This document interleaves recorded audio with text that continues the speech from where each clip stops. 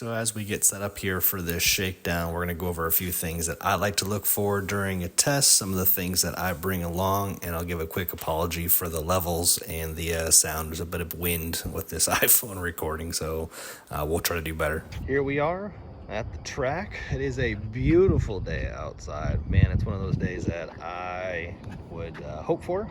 It's like 70 degrees outside, low humidity. Our tires are just coming up to temp, so everything is put back together.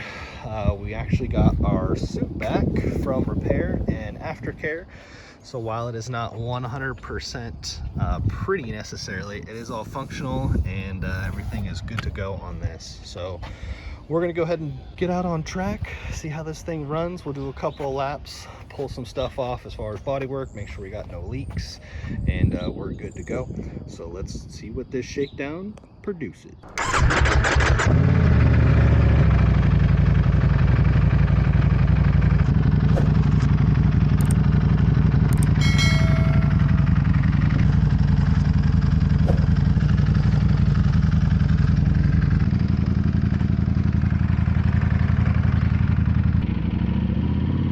So we're out here at the track. We've already done kind of our neighborhood shakedown where we make sure all the systems function, fan cycles on and off, nothing overheats, everything looks to be good to go, right? Just cruise around the neighborhood.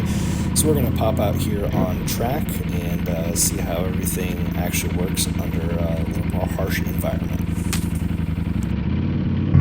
Couldn't ask for a better day. Beautiful outside.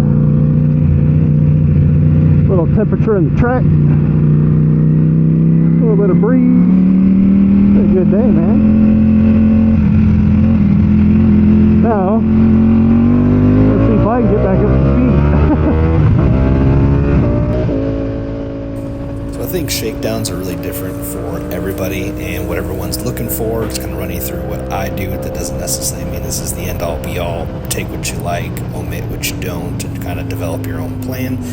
For me, again, it just makes sure everything functions first, right? All the systems work. You kind of ride around the neighborhood, whatever it may be, after your rebuild. All the fluids are topped off. Nothing's leaking. Now let's get out on the track and push this thing a little bit and make sure everything works under a high-stress environment. First thing I like to do is make sure your brakes are good, right? If that system fails on you, doesn't feel good, you got air in the lines, whatever it may be, that's going to be a bad day. So brakes are the first thing I check to make sure everything is good. Then we'll run it through the gears, get up to speed here slowly. This was a long layoff for me, so having the track kind of come back to me was also important.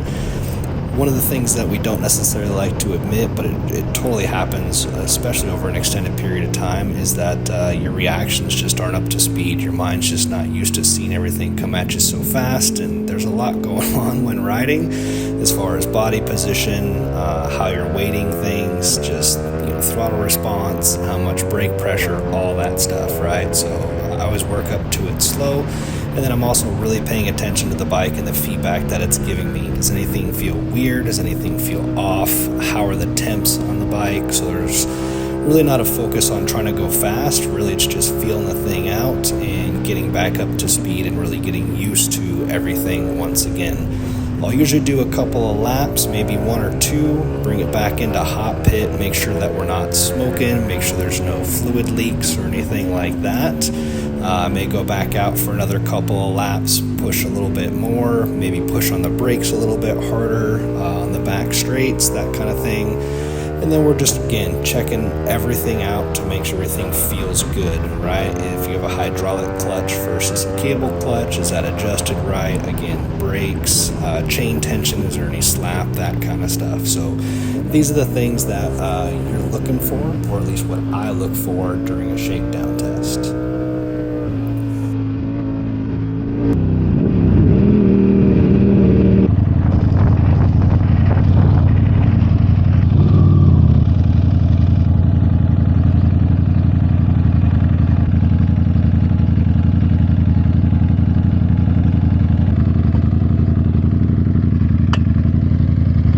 First session is done. We got our fairings pulled off, and really what we're doing is just checking to make sure that there is no oil leaks, coolant looks to be good to go, no fuel leaks, that kind of good stuff.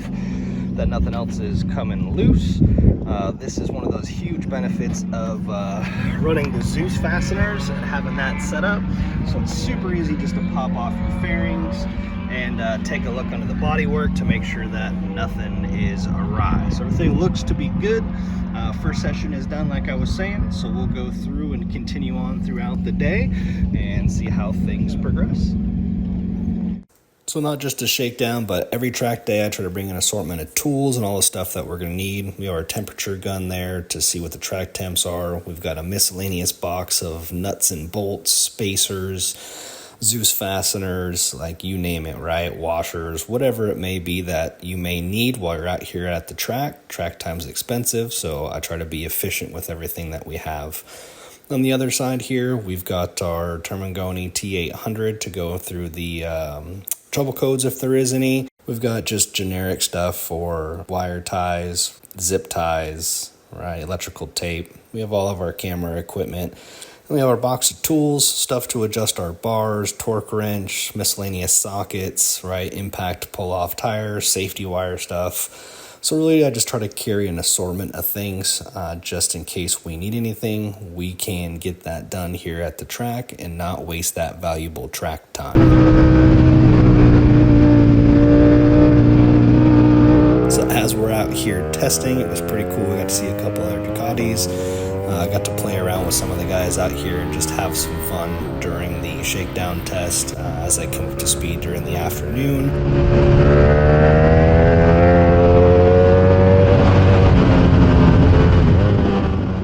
It's always fun just to kind of trade places, and Josh was nice enough to give me a tow around here.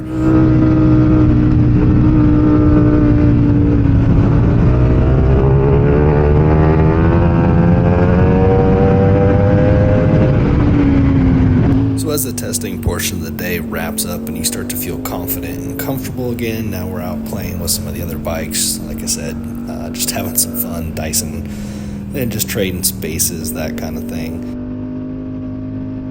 So we're able to follow one of the Ducatis around the track here, take a look at his lines, bring him up to speed, that kind of stuff. I think he was relatively new to the track, so that's always cool, is trying to take somebody who may be new to the area, new to the track, that kind of thing, show them a few lines, give them a tow. While I'm certainly not the fastest guy out there, it's always cool to be able to give back where you can.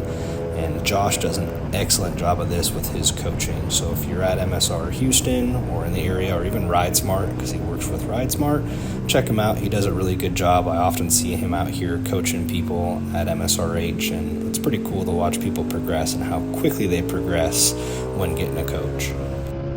This rider, as we gave him the tow, definitely picked up some time, which was really pretty cool to see, just show him some different lines, some different braking markers, that kind of thing. That's one of those things that's nice about this community, is that everybody tries to bring each other up, and it's always cool to see people progress, especially so quickly with something like this.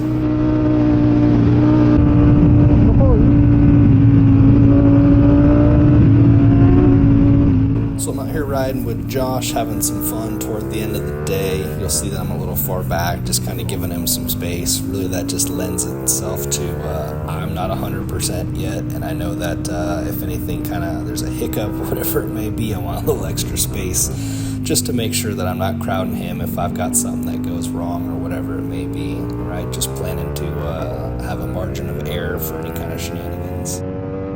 Super good ride. A lot of fun was had. Always good to ride with Josh. Well, in the words of Ice Cube, today was a good day. Great day. Bike is running excellent. Everything is good. You can see our tires got some serious love. This track definitely tears them up. And for everybody curious about how much grip these Pirellis have, I was not that great today, and we can see the tires still rotated on the rim. So lots of power and amazing grip by these tires here. That rear shock is doing us a whole lot of good from K-Tech, letting us hook up. Feeling really good on the bike, man. It's been awesome. All the upgrades that we did with the Spider clip-ons, they feel really good. Position was really nice. We upgraded to the Olin steering dampener, which is really helpful here when you get a little bit of head shake getting on the gas. That thing's been working really well. we've got our new brake master cylinder here from Brembo. I was actually surprised to see how good that thing feels. A whole lot more feel when trailing off and trail braking. There's just a lot more feel, a lot more sensitive, and so I was surprised to see how good that was. Bodywork looks awesome, man. And one of the surprising things that I've got as far as an addition is the Monkey Grip tank extender here. Wasn't really sure how I was going to like this thing. I've had a different tank cover, and I was pretty happy with it. However, I saw this item, gave it a shot, and man, this thing has been working really nice. The curvature of this thing really allows you to hook your leg on the outside. It doesn't feel awkward at all. Under braking, it gives you good support from sliding forward, and overall this thing fits the tank really well.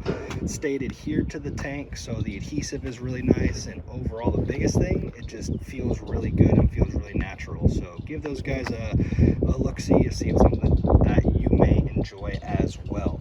So that being said, we're all good to go, and we'll go ahead and pack up and try to get ourselves some speed back at COTA here coming up shortly.